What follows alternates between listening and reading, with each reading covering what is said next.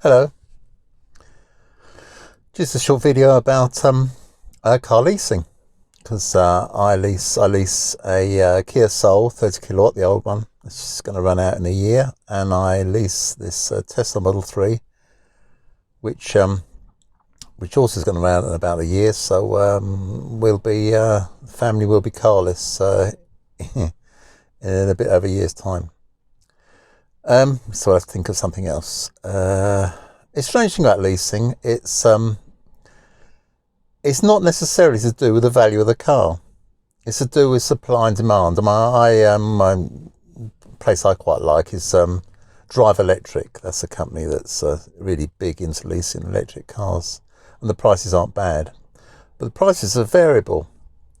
Like one of my favourite cars, which I won't want for a year's time, is a new Kia Soul because it's nice. I mean, it's not as nice as a Tesla, but the Teslas are so dear, and in a year's time, I don't think I'll be able to afford a Tesla. I mean, I'd like a Tesla Model Y, but I don't think that's going to happen.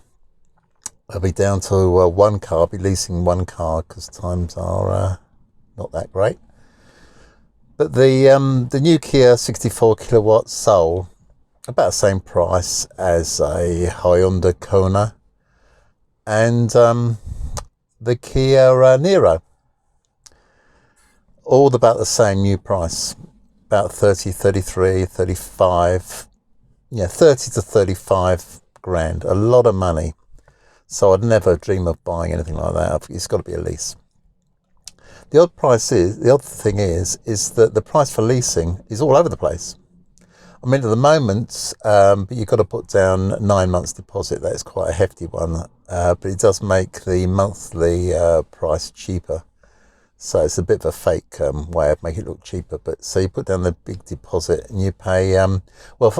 This is roughly for a Kia Niro. You can get one with a big battery for £300 a month. But you've got to put down 9 months. I say 9 months deposit. It's not really deposit. They keep the 9 months. It's just they call it 9 months sort of payment, but it's not actually payment because you're still straight off. You're paying every month. Anyway, so that's about £300 a month, and the Hyundai Kona, they're all good cars. That's about £300 a month as well.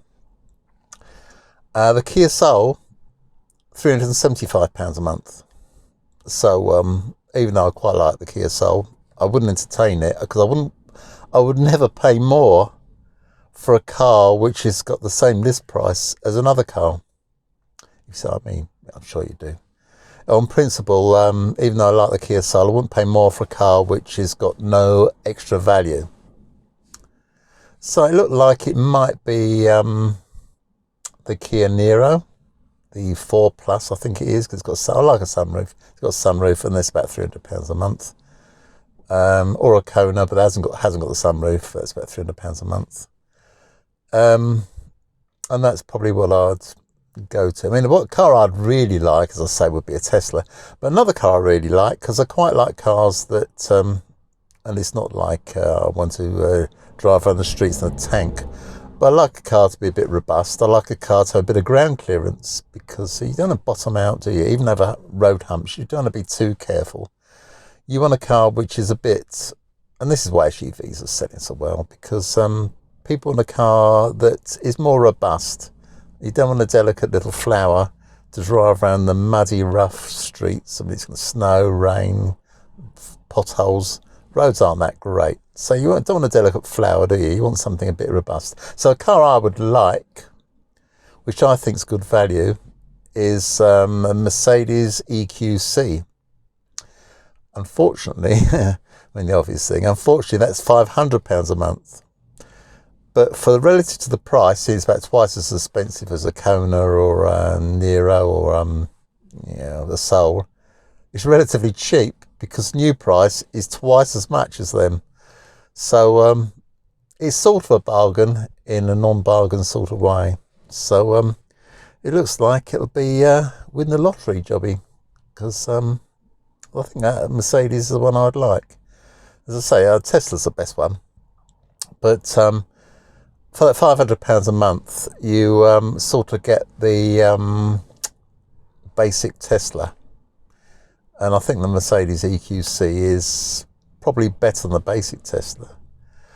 But not as good, depends on what you're looking for. Not as good as performance Tesla, but that's even more expensive. That's about £600 a month. So that's too much.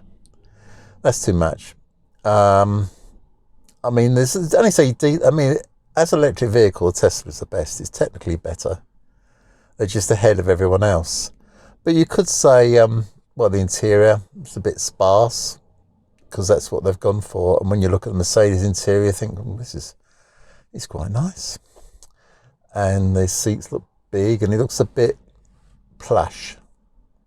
That's what you could say about the Tesla Model 3. You can never call it plush. That's not a word used much, but it's sort of perfect. And yet has it got the X factor? I don't know. The interior, I think, is a bit of a letdown because it's not, you couldn't call it sumptuous, and it's a bit of a sumptuous price. So it looks like I will have something South Korean probably because they're affordable. Unless I come into a good fortune, which is a bit unlikely, but everyone hopes, don't they? But of course, there's worse things in the world at the moment. Is well, everyone's in the hole, and the government says this, and the experts say that, and nobody agrees with each other. There's no real solution. But it's just some countries, and this is what you've got to look at. This government loved looking at Italy when they were in a mess. This is at the beginning in the spring. Look at us compared with Italy. Aren't we wonderful compared with Italy? Then Italy cleaned it all up. But they're going back down the pan a bit. But no one's as bad as us. But all of a sudden, comparing ourselves with other countries is not a good thing when we are the worst. Isn't that strange? When we were doing not so bad, yes, let's compare ourselves with other countries. Yes, we're all being conned anyway. But there's no solution. There's no way of an immediate fix. But just some countries are handling better than others. I mean, Korea and China and Sweden and Denmark, all the cold countries up north, Norway, they're all doing fantastic compared with us. We are dismal. We are the pits. And no, are we the pits? Because we like to be mixed with the pits, and the Americans are the pits. There's 1,000 a day dying there, and Trump just like spreading it about. He'd kill his grandmother to get a vote. It's just a total, it's beyond belief. And people go along with it. He lies to them saying, oh yes, get me into power, vote me back in and we'll have a vaccine. Yeah, right, of course you will, like magic. And people believe it, of course, and whatever he says, people that want to believe. So they believe this arsehole, and that's it, because that's their agenda. Whatever he says. He's risking their lives. They're all going to the rallies. Hey, good old Trump. There's a signpost here. Trump make America great again. Well, like it was 4 years ago. They're all waving their placards. Some on principle pull their masks off their face to show how strong and wonderful and brave and moronic they are. And UK, here in the UK, we are not so loud about things, but we do the same thing. We just copy what America does. Do we copy what Germany does? Oh, no. They're in Europe. We're in Europe, but we don't think we are.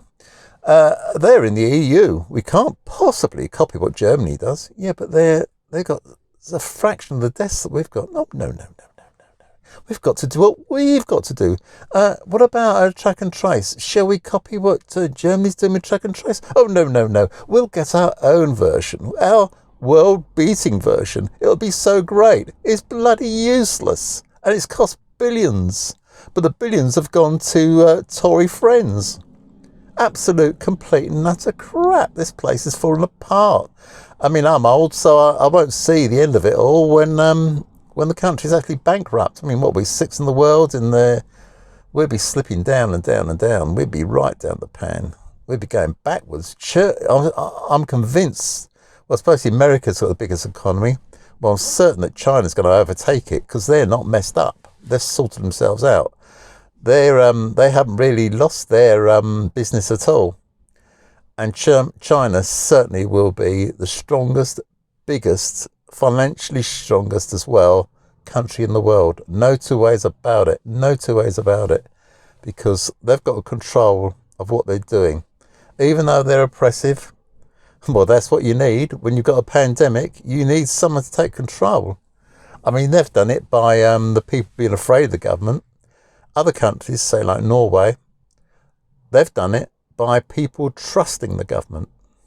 Now, that's something that the UK definitely hasn't got. And the reason the UK don't trust the government? Because the government are lying bastards. The reason a lot of people trust Trump is because the people there are a bit stupid. But anyway, that's the way it's going anyway. So I'm going now because I've done my 10 minutes or 11 minutes now. And I'll see you later on. Take care of yourselves. Bye-bye.